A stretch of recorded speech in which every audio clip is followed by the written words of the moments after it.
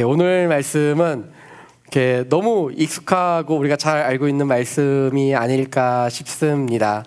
삭개오라는 한 사람의 이야기이며 그가 어떻게 예수님을 만났는지에 대해 이야기하고 있는 본문이 바로 오늘의 본문입니다. 삭개오를 묵상하다 보니까 제 안에 한 가지 하나님을 향한 쓴뿌리가 올라오는 거예요. 하나님께서 제 인생 가운데 정말 많은 기도에 응답을 해 주셨습니다.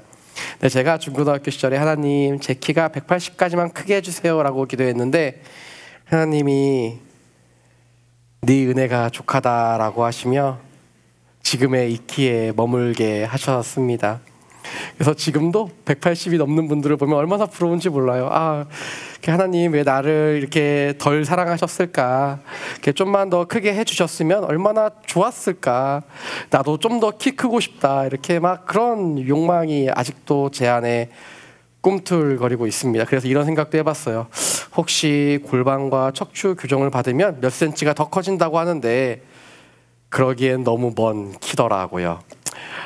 그런 생각이 들었습니다. 키가 작다는 것, 성경에서 말하는 이 키가 작은 거는 그냥 보통 우리가 키 크다, 키 작다 이 정도의 수준이 아니라 굉장히 작은, 어쩌면 외소증이라고 불리는 그 정도의 작은 키를 이야기하고 있을지도 모릅니다. 오늘 본문에서 삭개오는 바로 그러한 상황 속에서 예수님을 만나고 있는데요. 2절 말씀을 우리가 좀 함께 읽어봤으면 좋겠습니다. 우리 함께 읽도록 하겠습니다. 시작. 여리고에는 삭개오라는 사람이 있었습니다. 그는 세리장이었고 부자였습니다.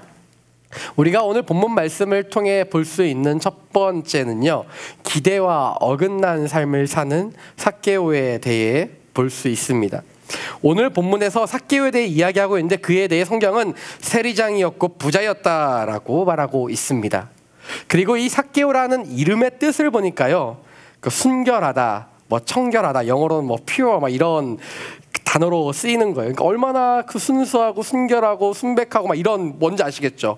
그게 마치 제가 이 단어를 묵상을 하는데 요거트가 생각이 나는 거예요. 제가 무첨가 요거트, 퓨어라고 쓰여져 있는 요거트가 있는데 그거 좋아하거든요.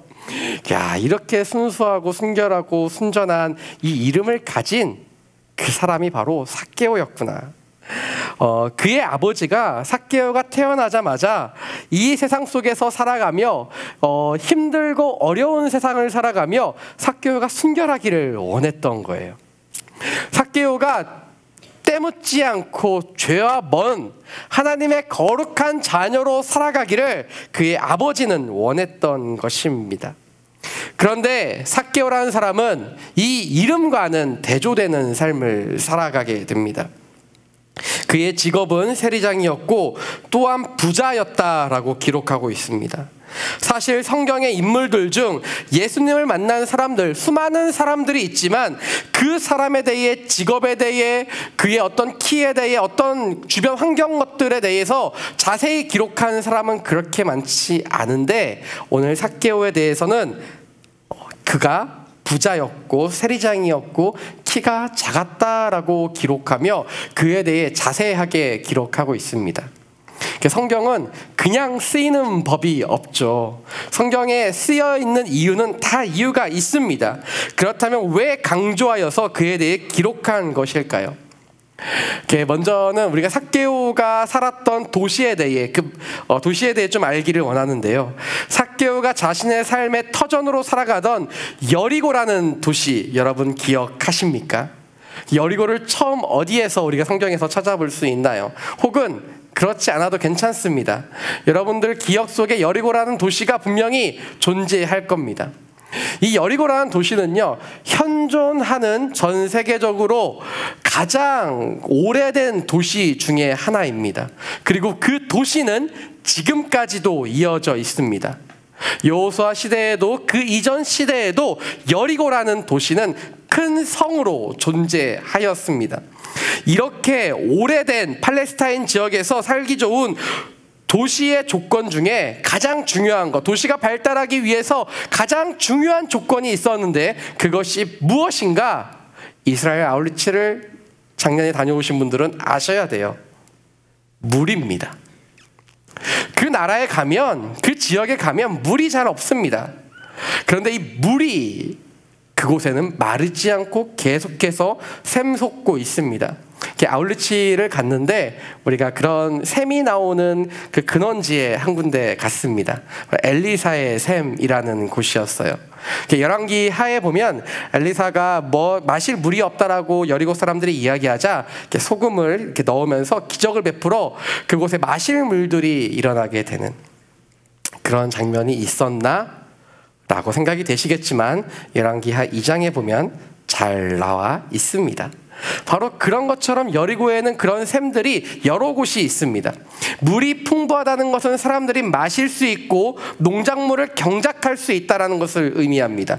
그래서 사람들이 살아가기에 아주 적합한 땅이었다는 것을 이야기합니다. 그래서 이 여리고의 특산물 중 하나가 무엇이냐면 종려나무 열매, 요즘엔 좀 다르게 부르죠. 대추야자라고 하는, 그 아랍권이나 그쪽 지역의 근방에 가시는 분들 대추 같은 절인 거 설탕에 절여서 이렇게 드셔보셨죠? 그거를 다른 말로 또 하던데, 대추야자 열매, 그거를 많이 사오는데 그게 바로 특산물이었습니다. 살기가 좋아서 오래전부터 사람들이 도시를 만들어 살아갔던 그 도시는 또 한 가지 아주 중요한 한 가지 업이 성행했는데요. 무역업이 성행했습니다. 무역을 하는데 중요한 거점 중에 하나가 바로 여리고라는 도시였습니다. 도시가 돈이 많고 무역이 활발했기 때문에 세금이 많이 거치는, 그래서 세리라고 하면은 아주 돈을 많이 벌 수 있는 직업이었습니다. 그런데 그를 세리장이었고 부자였다고 하는 것은 또 한편으로는 어떤 이야기를 해주냐면, 그가 아주 부자였고 그가 부정과 부패를 저지르며 그 부를 축적했다라는 것을 의미하기도 합니다. 너무 대조적입니다. 그가 태어나서 아버지가 그를 딱 보면서 이렇게 블레싱 해줬습니다. 어떻게 살아가면 좋을까를 가지고 이름을 지어줬습니다. 순결하고도 순전한 사람이 되기 위해 삭개오라고 지었는데 그의 인생은 부정과 부패의 온상이었던 것이죠. 그리고 세리 중에서도 세리장으로 살아가고 있었습니다. 그 당시에 세리장이 되기 위해서는 수많은 시간들을 보내야 했는데, 아무리 빨리 승진을 하고 아무리 수완이 좋아도 나이 40 이상이 되어야만, 40대가 넘어야만 세리장이 될 수 있었습니다. 그는 모든 젊음을 돈을 버는 데 투자했습니다. 자신의 모든 에너지와 시간을 부자가 되는 데 투자했습니다. 그의 인생은 끊임없이 채우고 남들보다 더 높은 곳을 향하여 달려나가는 인생이었던 것이죠. 내가 어떤 블레싱을 받으며 태어났는지보다 목표를 향하여 달려나가는, 내가 설정하고 내가 원하는 목표를 달성하기 위해 달려나가고 살아가는 인생을 그는 살았던 것입니다. 그래서 우리의 인생은, 제가 이전에도 한번 말씀드렸었는데요, 목표가 아니라 목적을 향해 달려나가야 하는 것입니다. 자신의 인생의 목적이 무엇인가? 그는 순결한 자처럼 살아야 했지만 목적을 잊고 목표를 향해 달려나가다 보니 정반대의 삶을 살아갔던 것입니다. 우리의 인생도 마찬가지입니다. 하나님은 우리를 목적을 가지고 창조하셨습니다. 우리를 이 땅 위에 보내셨습니다. 먼저는 하나님을 예배하고 찬양하며 하나님을 경배하는 일에 우리를 창조하셨고, 그런 우리를 통하여 이 세상의 빛과 소금이 되라고 말씀하십니다. 우리는 이 목적을 잊지 않아야 합니다. 혹시 우리는 순결한 자로 부르심을 받았지만 지금 현재 세리장과 같이 살아가고 있지는 않으십니까? 나의 인생의 목표를 채우는데 시간을 허비하지 말고 청결하고도 순결한 하나님의 자녀로 살아가는 저와 여러분의 삶이 되시기를 축복합니다. 저와 여러분의 삶의 과정과 끝이 하나님 아버지를 닮아가는데 초점이 맞춰져 있으면 좋겠습니다. 세상 사람들과 같이 더 많은 것을 체험으로 만족하는 인생이 아니라 더 정결한 것이 우리 인생의 기쁨이 되기를 축원합니다. 사랑하는 여러분, 우리 인생에 이루고자 하는 꿈이 무엇입니까? 저는 저와 여러분이 하나님 아버지를 닮아가는, 아버지를 닮아가는 게 자녀의 당연한 모습인데 그 반대되는 삶이 아니라 하나님 아버지를 닮아가며 순결하고도 정직한 삶을 이 세상 가운데 살아가시기를 축원합니다.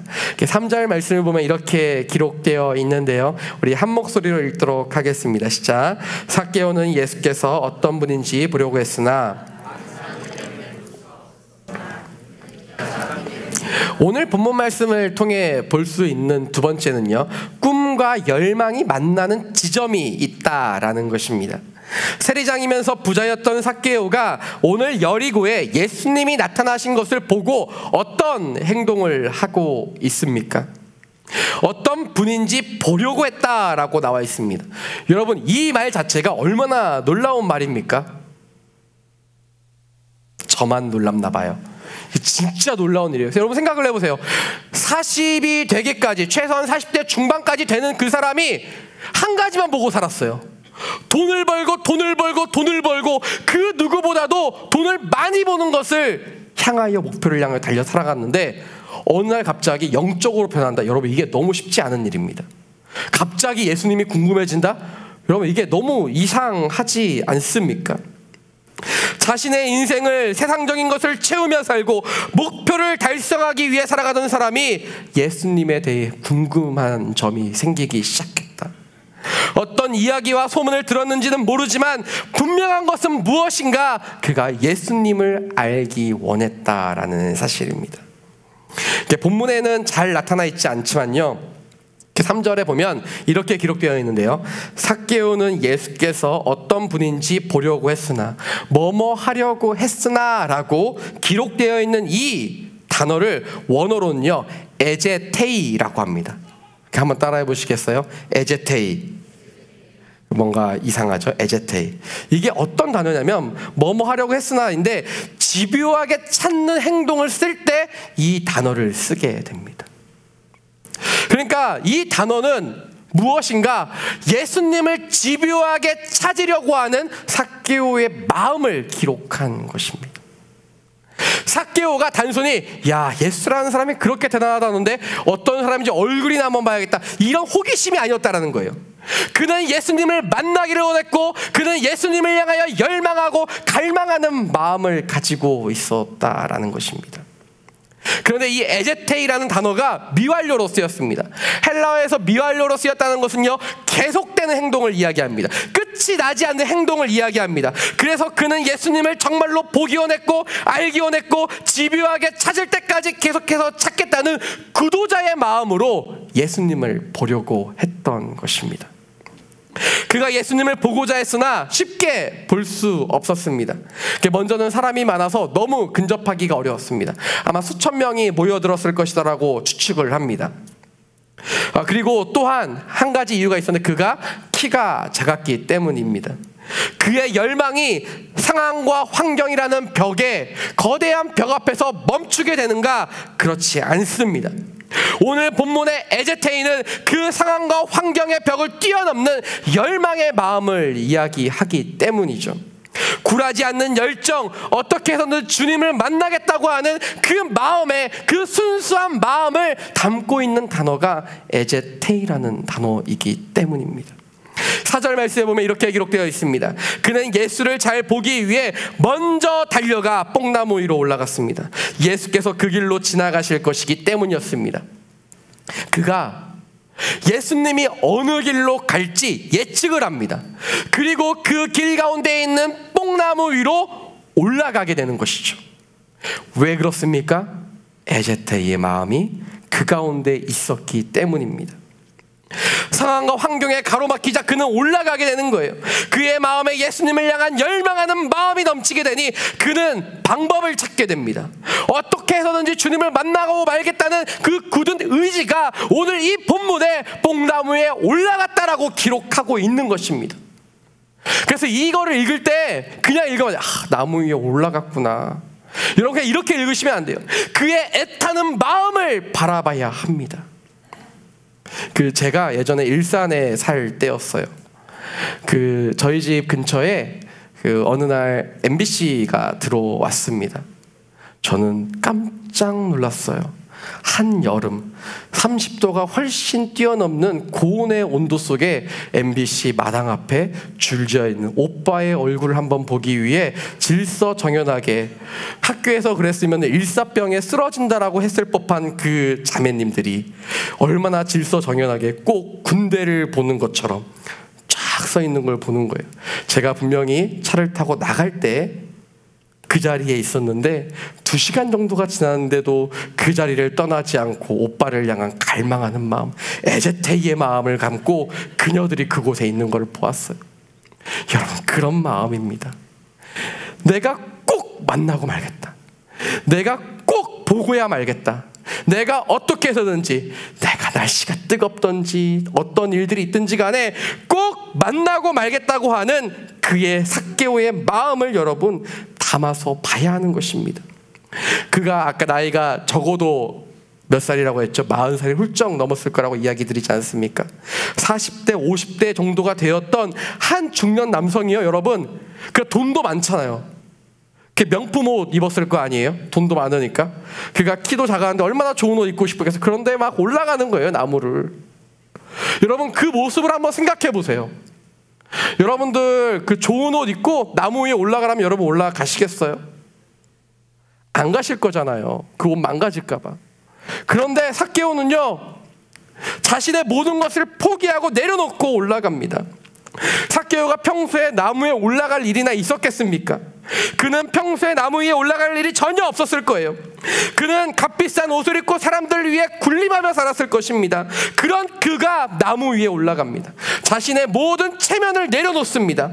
사회적인 지위와 사람들의 모든 시선도 내려놓고 단 한 가지의 마음을 담아 그 나무 위로 올라가는 거예요. 주님 만나고 싶어요. 그 마음이 그를 모든 것을 내려놓고 나무 위로 올라가게 만드는 것입니다. 그 순전한 마음, 주님을 열망하는 그 마음이 우리에게도 여러분 필요하지 않겠습니까? 주님을 만나기 위해 내 모든 것을 다 포기할 수 있다고 하는 그 마음, 예배드리며 다른 사람을 보지 않고 기도할 때 나의 목소리가 어떠하든지 간에 그것을 신경 쓰지 않고 내 체면을 내려놓고 주님 만날 수 있다고 한다면 전심을 다하여 내 열정을 다하여 내 힘을 다하여 주님 앞에 나아갈 수 있는 그 마음이 우리에게도 필요한 거예요. 중년의 한 남성이 부끄러움을 무릅쓰고 나갔다라고 한다면 왜 우리라고 나아가지 못하겠습니까? 주님 처음 믿고 주님과 뜨거웠던 그 시절에 여러분 어떠셨어요? 여러분 이렇게 점잖게 찬양하며 점잖게 기도하며 점잖게 예배드리며 점잖게 신앙생활 했습니까? 주님을 만난 그 기쁨이 나를 그냥 내버려 두지 않는데 그 기억나요. 지금도 저는 제가 몇 번 말씀드렸는데 주님 처음 만났을 때 얼마나 기쁘고 눈물이 얼마나 많이 나던지, 이게 처음 주님 만났을 때 눈물이 자꾸 나길래 얘가 미쳤나, 이게 창피하게 왜 눈물이 나고 그래, 진짜 자존심 상해가지고 눈물 흘리면서도 안 흘린 척 찬양하고 그랬는데 어느 날 주님을 더 깊게 만나고 그 임재 가운데 들어가니까 눈물 흘리는 게 중요한 게 아니고 콧물이 나는 게 중요한 게 아니고 주님 만나는 게 중요했던 그 시절을 기억하게 됩니다. 사랑하는 여러분, 우리의 마음이 어떻습니까? 찬양을 하는데 여러분 왜 우리가 박수를 크게 치지 않죠? 주님을 사랑하지 않는 겁니까? 아니면 내 체면이 중요한 겁니까? 일주일간 힘들어 죽겠는데 주일에 와서도 이 에너지를 쏟아야 되는 여러분 그런 마음이 드시는 겁니까? 그 어떠한 마음보다 주님을 사랑하는 마음이 더 클 수는 없습니다. 저는 저와 여러분이 전심으로 하나님께 예배하는 예배자들이 되기를 축원합니다. 어떤 사회적 상황과 환경을 뛰어넘어 주님을 예배하고 찬양하며 주님께 기도하며 주님 한 분만을 갈망하는 에제테이의 마음이 우리 가운데 넘쳐나게 되기를 축원합니다. 세 분이 아멘 하셨어요. 여러분들 마음 가운데 마음이 끓어오르지 않으세요? 저는 이 말씀을 준비하며 얼마나 회개했는지 몰라요. 왜 도대체 왜 나는 이전과 달라진 예배자의 모습으로 살아가는가? 나는 언제까지 내 체면을 지키며 점잖게 예배를 드릴 것인가? 다윗은 왕이 되었는데도 그의 옷이 다 풀어져 나가기까지 주님을 찬양했는데 우리의 모습은 어떠한가? 땀나면 안 되니까 뛰면 안 되는 거예요. 찬양할 때 내 옆에 사람이 내 기도 소리를 들을까 봐 여러분 생각보다 잘 안 들려요. 여러분의 기도에 별로 그렇게 옆 사람이 그렇게 관심이 있지가 않아요. 여러분 걱정하지 마세요. 여러분 큰 소리로 주님을 부르짖어도 아무도 누구도 여러분을 생각보다 신경 쓰지 않는다. 괜히 나만 나 자신에 대해 신경 쓰고 있다는 사실 여러분 잊지 않으셨으면 좋겠어요. 우리의 모습이 왜 이렇게 굳어져 있는가? 자신의 모든 것을 내려놓고 주님을 향하여 열정과 열망을 달려갔던 삭개오처럼 여러분 예수님 주변에는요 수천 명의 사람들이 있었습니다. 그런데 뽕나무로 올라갔던 사람은요 한 사람밖에 없었어요. 그 열망하고 갈망하고 주님을 깊게 알기를 원하는 사람은요 단 한 사람밖에 없었다라는 것입니다. 여러분은 예수님 곁에 있는 사람이 되시기를 원하십니까? 예수님 만나기를 원하십니까? 예수님 주변에 머무르며 그것으로 만족하는 인생이 되시겠어요? 아니면 예수님을 만나는 인생이 되시겠습니까? 무엇이 어떤 마음이 도대체 우리의 마음의 중심 가운데 있느냐라는 거예요. 예배를 드리는 것으로 만족하는 인생이 아니라 예수님을 만나는 예배를 드리는 저와 여러분의 삶이 되시기를 축원합니다. 그런가 하면 주님의 역사의 현장은요 땅에서의 열망과 하늘의 꿈이 만나는 지점에서 일어났는데요. 누가복음 18장 31절에 보면은 예수님이 제자들에게 이렇게 말씀하십니다. 우리가 예루살렘으로 올라간다라고 말씀하십니다. 그리고 예루살렘으로 올라가는 마지막 도시가 이 여리고였습니다.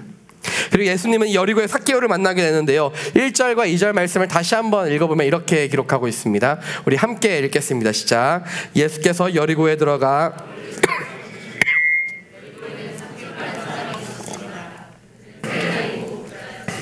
1절을 보면 마치 예수님께서 여리고를 그냥 지나쳐가는 통과하는 그냥 예루살렘으로 가야 되니까 여리고를 통과하는 그 하나의 도시로 기록하고 있는 것처럼 표현되어 있습니다.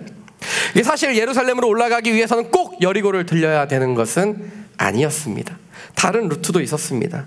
다른 길로 돌아가도 되지만 왜 꼭 이 여리고를 지나가셔야만 하는가? 2절에 보면 여리고에는 삭개오라는 사람이 있었다라고 표현되어 있습니다. 2절 잠깐 한번 다시 보여주실 수 있으신가요? 2절 말씀. 네, 여리고에는 삭개오라는 사람이 있었습니다라고 기록하고 있습니다. 그런데 이 번역에는 표현되지 않은 두 단어가 이 여리고에는 앞에 붙어 있습니다. 카이와 이두라는 단어입니다. 카이는 그런데라는 접속사이고요. 이두는 보라라는 단어입니다. 그런데 보라, 예수님께서 여리고를 통과하고 있을 때 그런데 보라라고 주의를 환기시키며 한 사람에게 집중하게 합니다. 삭개오라는 인물이죠.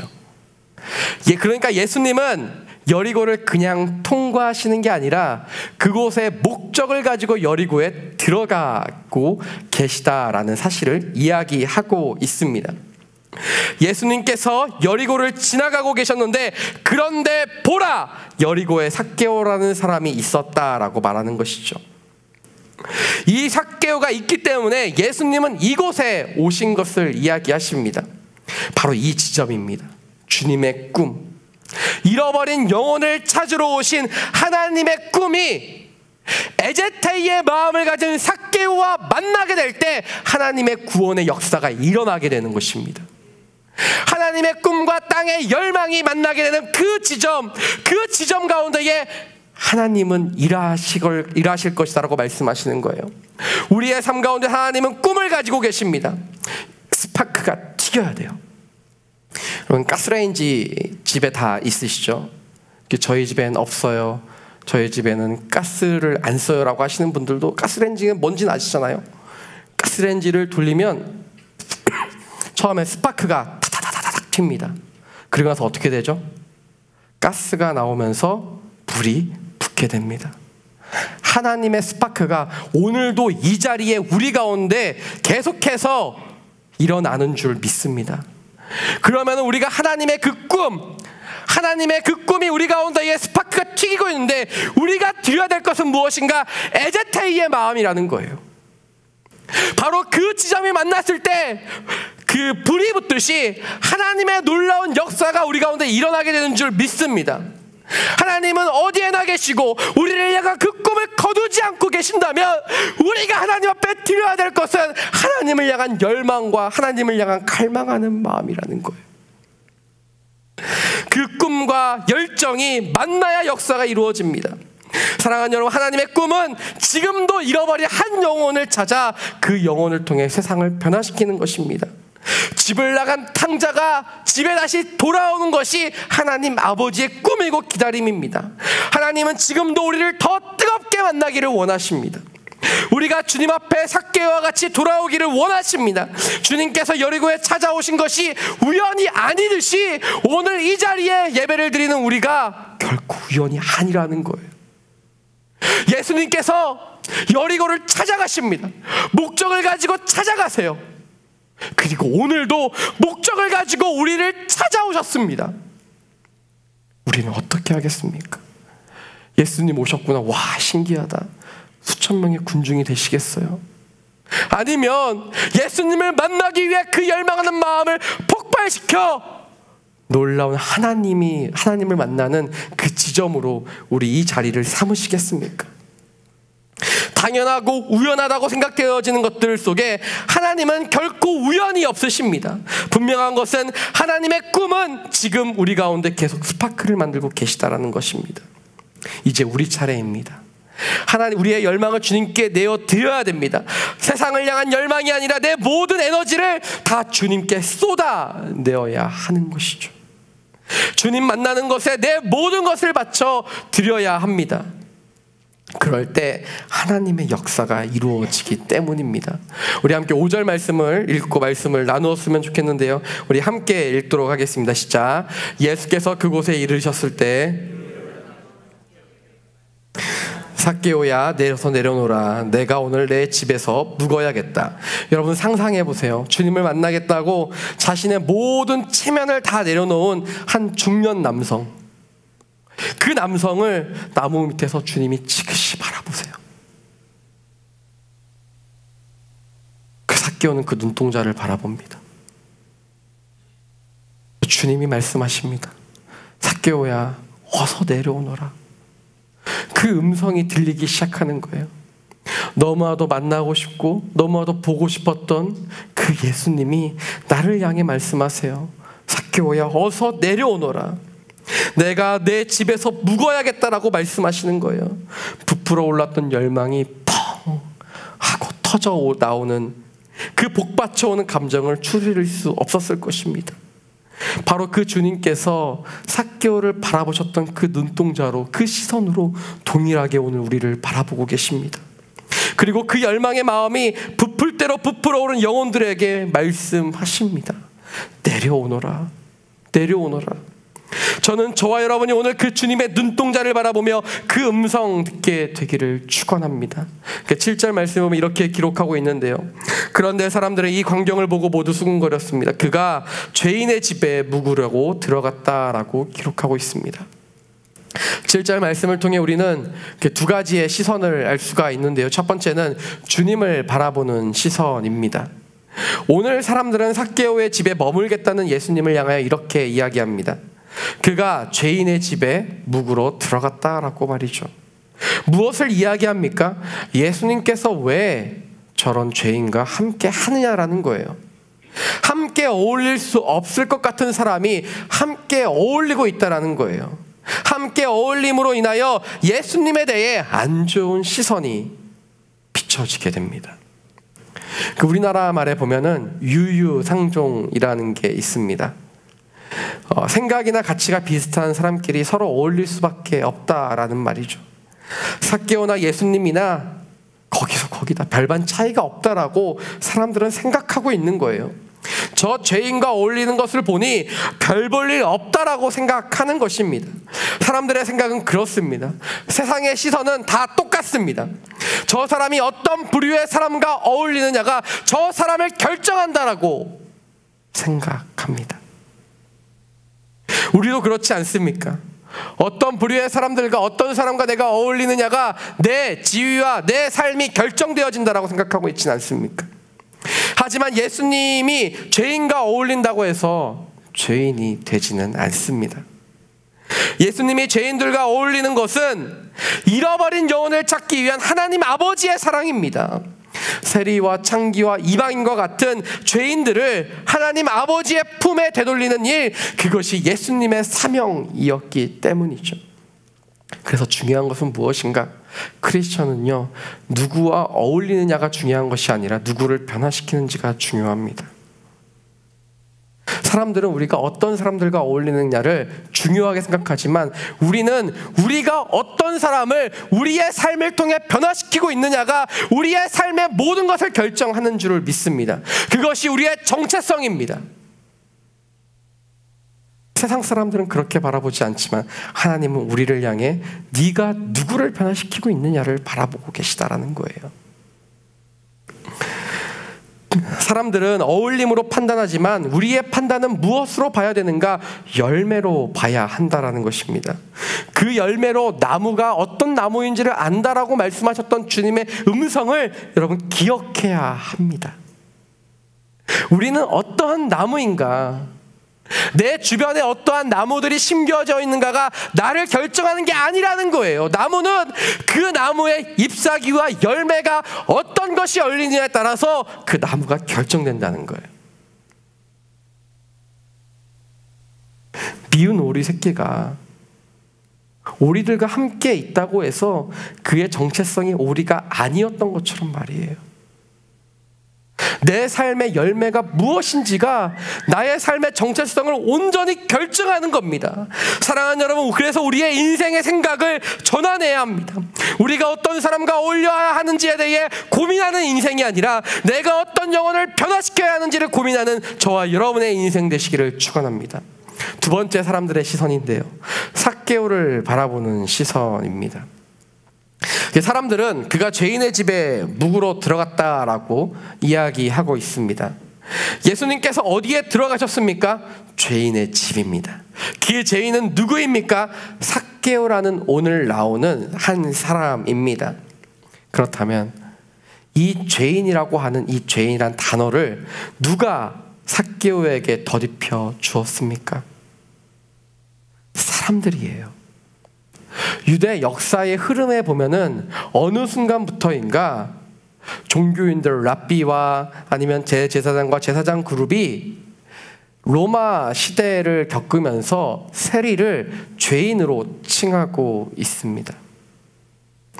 하나님이 삭개오를 죄인이라고 하시지 않는데 사람들은 그를 죄인이라고 이야기하고 있습니다.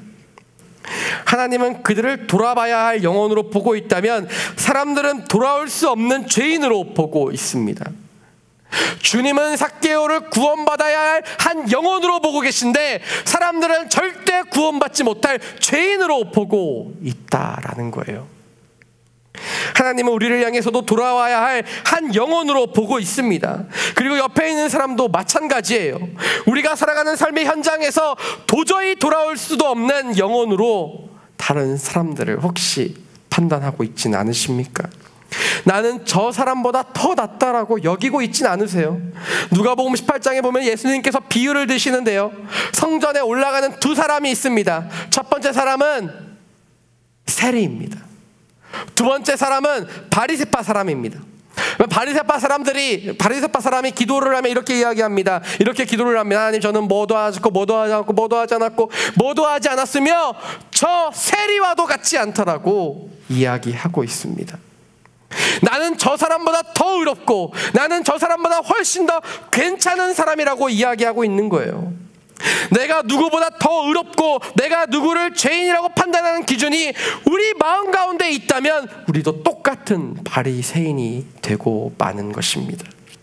사람들은 삭개오를 그렇게 정죄했습니다. 저 사람은 부정한 사람이다, 범죄자다, 우리를 괴롭혀 부자가 되었다라고 이야기하고 있습니다. 이 본문 말씀에 수군거리다라는 단어가 나와 있는데, 이 수군거리다라는 단어는요, 일치된 마음으로 투덜거리다. 그 모여있는 수천 명의 사람들 중에 단 한 사람도 주님과 같은 마음이 없다라는 거예요. 오늘도 그래서 주님은 주님의 마음을 품은 한 영혼을 찾고 계십니다. 하나님 아버지의 마음을 가진 그 한 영혼을 찾고 계시다라는 거예요. 한 영혼을 바라볼 때 긍휼히 여기는 그 마음을 하나님 아버지께서 그 마음을 가진 사람을 찾고 계십니다. 그들 모두 삭개오에 대해 투덜거릴 때 어떤 마음이 그들 가운데 자연스럽게 생기게 되었을까요? 바로 우월감입니다. 우월감. 내가 저 사람보다 돈은 없어도 적어도 나는 죄인이 아니야. 그 마음이 그들 가운데 있지 않았겠습니까? 사람들은 우월감을 가지며 자신이 적어도 저 사람보다 깨끗하고 저 사람보다 더 낫다고 여기며 자신을 스스로 위로하고 있는 거예요.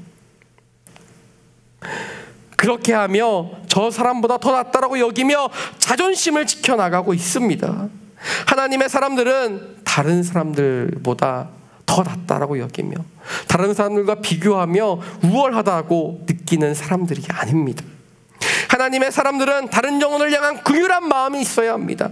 그 영혼만 생각하면 내가 더 나은 사람으로 착각하는 인생이 아니라 그 영혼만 생각하면 마음이 아프고 그 영혼만 생각하면 절절 끓는 마음이 있어야 되는 거예요.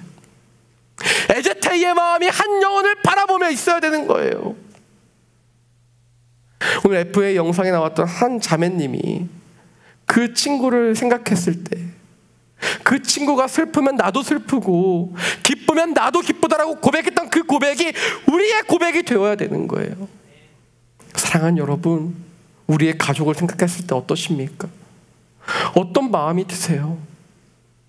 우리 직장의 동료들을 생각했을 때 어떤 마음이 드세요? 우월감이 드십니까? 나는 그래도 저 사람보단 낫지. 저렇게 뒷담화하는데 나는 안 하니까 더 우월감을 가지고 내가 더 의롭다라고 생각하며 살아가고 있지는 않으십니까? 하나님은 그 우월감을 느끼는 사람들을 주목하지 않으십니다. 하나님이 주목하는 한 영혼은 어떤 영혼인가? 그 영혼들을 바라보며 하나님 아버지의 마음으로 긍휼한 마음을 가진 그 사람을 찾고 계시다라는 거예요. 사랑하는 여러분, 저는 저와 여러분이 세상이 주는 우월감으로부터 자유하시기를 축원합니다. 영혼을 바라볼 때 하나님 아버지의 마음이 우리 가운데 있기를 축원합니다. 8절부터 10절까지의 말씀인데 우리가 함께 읽었으면 좋겠습니다. 함께 읽겠습니다. 시작. 삭개오는 서서 주께 말했습니다. 주여 보십시오.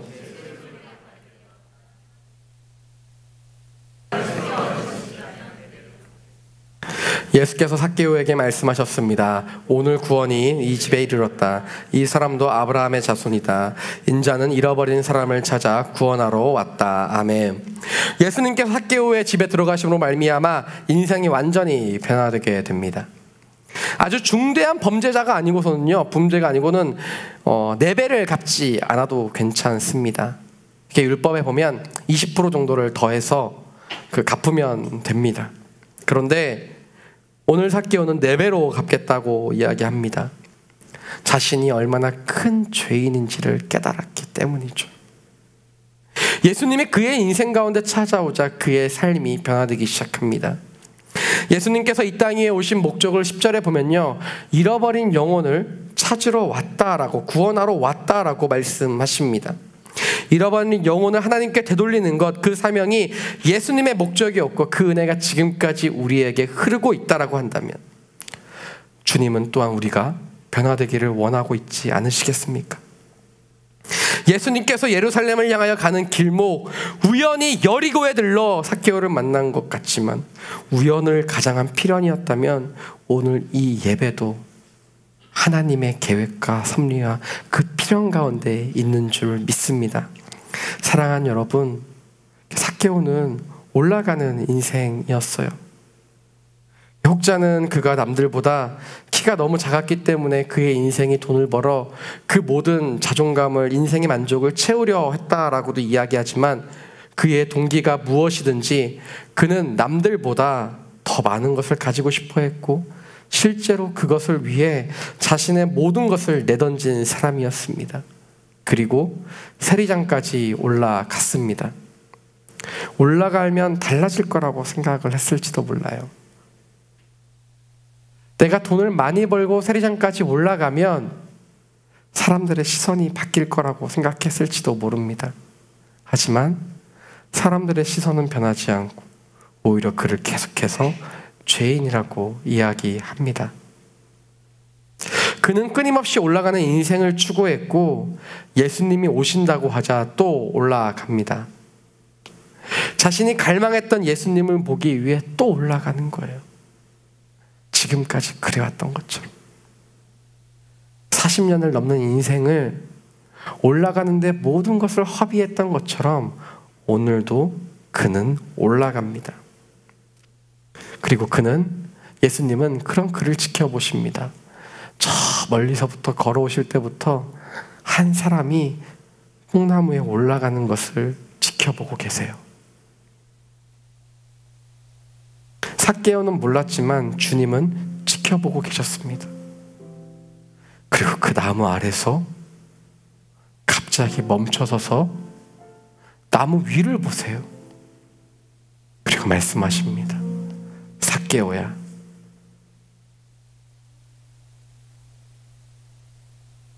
주님이 바로 우리를 그렇게 부르고 계신 거예요. 사람들에게 아무 관심도 받지 못했던 그가 주님의 관심을 받기 시작합니다. 사람들은요, 삭개오가 나무 위에 올라가는지 아무도 몰랐지만 주님은 보고 계셨던 거예요. 네가 나를 만나고 싶구나. 네가 나를 만나고 싶구나. 주님은 그런 삭개오의 손을 잡아주시는 겁니다. 그리고 그에게 이렇게 말씀하십니다. 내려오너라.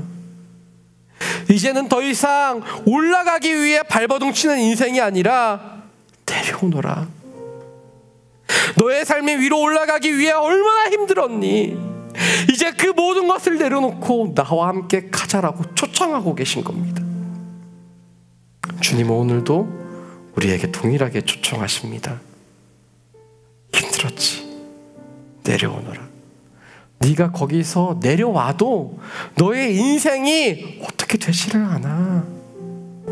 너의 인생의 성공과 실패의 유무는 나의 손에 달려있기 때문이야. 내려오너라라고 초청하십니다. 그러고 보면 주님을 따른다는 것은 내려오는 인생입니다. 내가 꼭 쥐고 있었던 그 모든 것을 내어놓는 인생이 주님을 따르는 인생입니다. 수천 명이 바라보는 그 가운데 그는 나무에서 내려옵니다. 여러분, 얼마나 부끄러웠을까요? 많은 사람들이 자신을 주목하고 있습니다. 그리고 그 나무에서 내려오는 게 얼마나 부끄러웠을까요?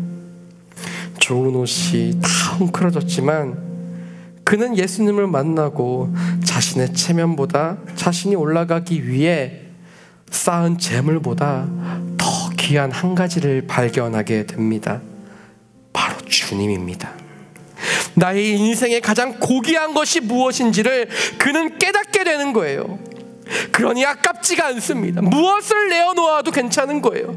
아무것도 남지 않는다고 해도 괜찮은 거예요. 내어놓아도 내 모든 것을 다 내어놓아도 전혀 아깝지 않은 인생, 주님이 내 모든 것이 되기 때문입니다.